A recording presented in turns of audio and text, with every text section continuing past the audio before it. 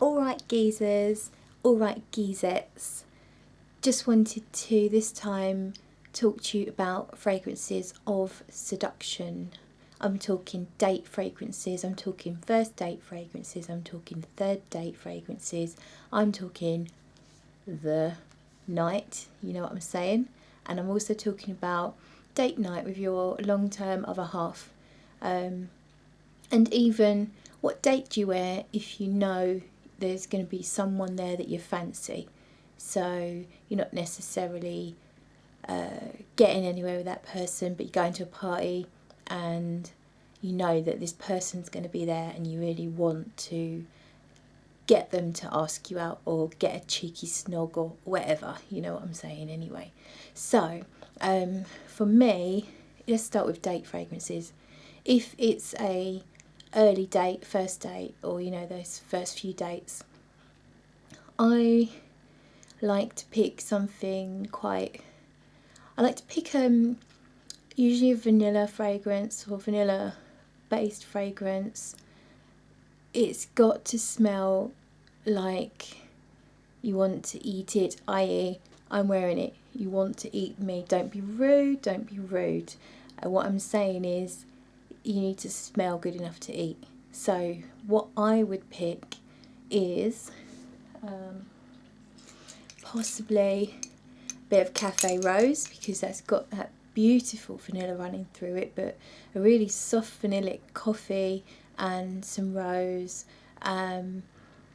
It's strong, it's really strong, and I think if you're going on an early date, you don't want to be wearing too much fragrance. Definitely not, it's distracting, and if they don't like it, it's going to put them off you for no good reason really.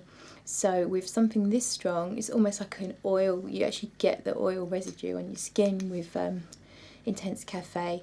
2 sprays I think maximum, maybe just do like a spray on your wrist and share it around your neck, and maybe one more spray on your lower arms, and then again spread it around lightly, so that you have this light but very alluring, very beautiful fragrance.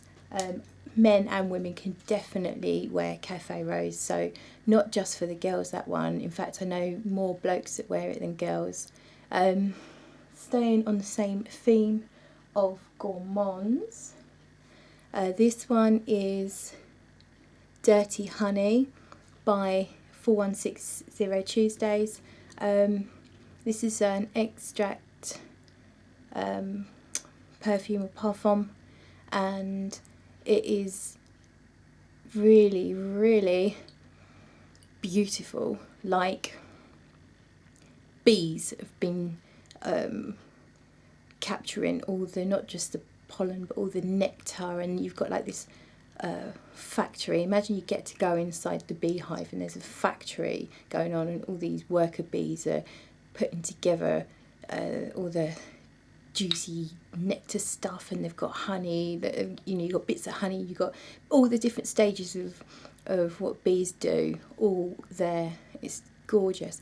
But this one's, it's strong when it first goes on. It really does settle into almost a skin scent quite quickly. So this is a really good safe bet if you're going on a date where you're going to be in fairly close quarters. So if it's dinner date, if it's a cinema, you know, that kind of thing, then every time he leans in to talk to you, he's just going to get this gorgeous, gorgeous whiff of bee stuff, and he's going to want to take you back to his hive. So that's Dirty Honey. It's gorgeous.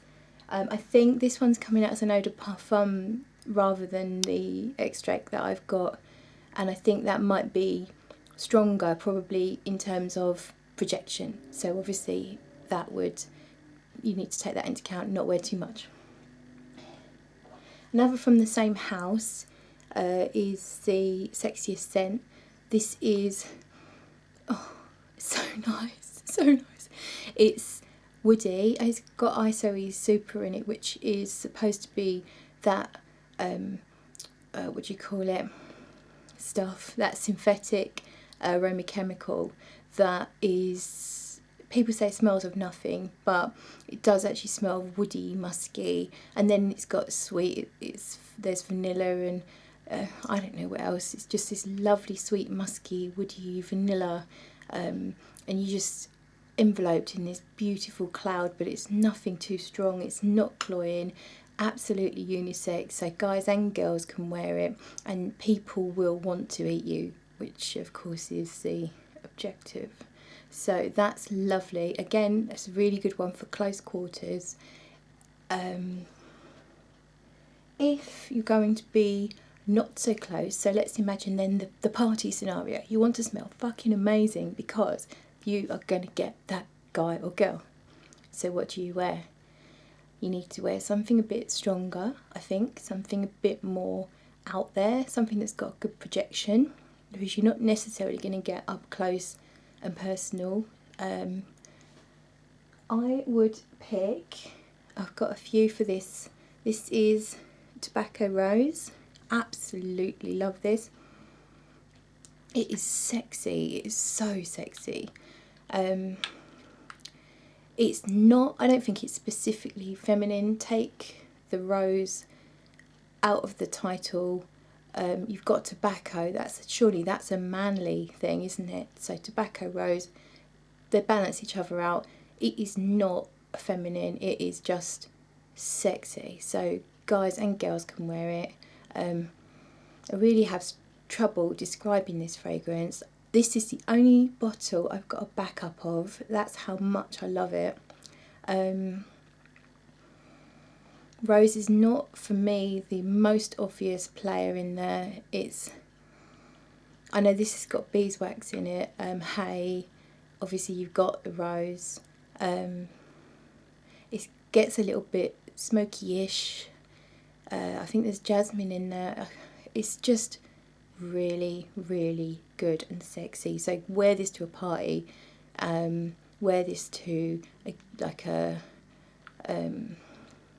concert, or anywhere outdoors, anywhere there's a lot of people, and then obviously you can wear it with a little bit more abandon, but because it's so strong and it really projects, you don't actually need a lot even in that sort of scenario.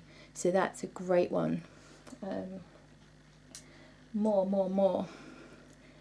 This is Dark Amber and Ginger Lily, Jo Malone. It's a cologne intense. People talk about Jo Malone and say the fragrances don't last, they've not got the best longevity. This breaks the rules because I get awesome longevity from this. I'll get 10 hours without a shadow of a doubt. I've got the most compliments from everything I've ever worn have come from wearing this. Another one that's not that feminine, it's dark, spicy, rich ginger. You've got a little bit of rose, incense.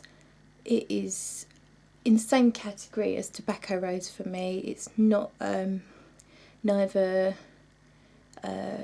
masculine nor feminine. It's just very sexy. This would probably work very well in the winter, but it also does work in the summer. The ginger kind of gives it a little bit of freshness.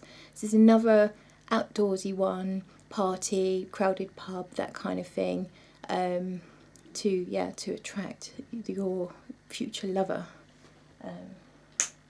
Next. Same category. I've only got a couple of little decants. It's one of my favourite fragrances. Is Iris Ganache. Discontinued, fucking expensive, really hard to find. That's why I don't have a full bottle. Love a full bottle. So, there is a fragrant god up there. Send me a full bottle of Iris Ganache, please. Thierry Wassa, wherever you are out there, make it not discontinued. That's what I mean. Bring it back. God damn you. Iris Ganache. Obviously, you've got the iris. Oh God, chocolate. I think it's white chocolate. Some touch of florals.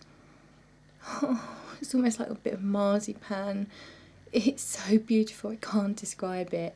This is I'd say if it's another unisex one, but I love wearing it, and it makes me feel sexy, so it makes me feel feminine, but I think that equally it smells really, really good on a bloke. So that's another one I'd pick. I save it for special occasions because of how expensive it is, but yeah, that's a really good one. I think you could wear that on a more intimate setting as well, but it's so strong that you have to wear it in, one spray and then spot that around your body. So that's Iris Ganache. I'm going to throw in now Misha by Chanel, the exclusives. I am a fan of Iris, you can probably tell. This to me is very feminine. I've read reviews and people say it's not feminine, that it's not masculine, but it's unisex. I've not smelled it on a man, but it does smell ultra feminine to me. Really pretty, soft, powdery iris and violets and rose and maybe some vanilla and probably all sorts of other stuff as well. This would be intimate setting. Don't overspray once again because it's fairly strong still. I don't know if I'd wear it to like a concert or a busy like pub party scenario. Not sure it's carrying enough for what I want in that setting, but definitely I'd wear it on a like a dinner date, cinema, that kind of thing. I think it's really pretty, really feminine, and if that's the look you're going for, then yeah, it's going to do the trick.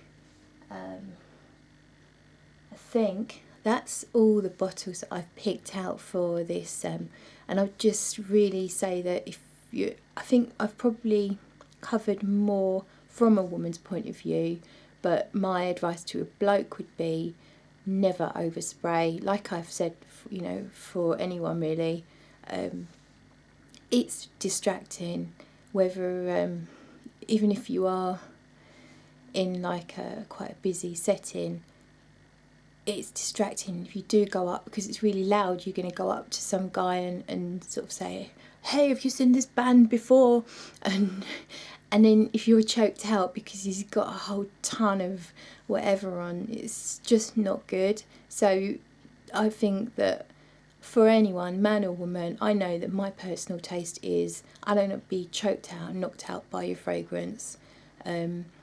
Especially if I'm on a date, it is going to be off-putting. Just do like 2 to 4 sprays, and that is honestly enough. Us ladies, we will detect it and we will appreciate it. That's all I'm saying, and good night.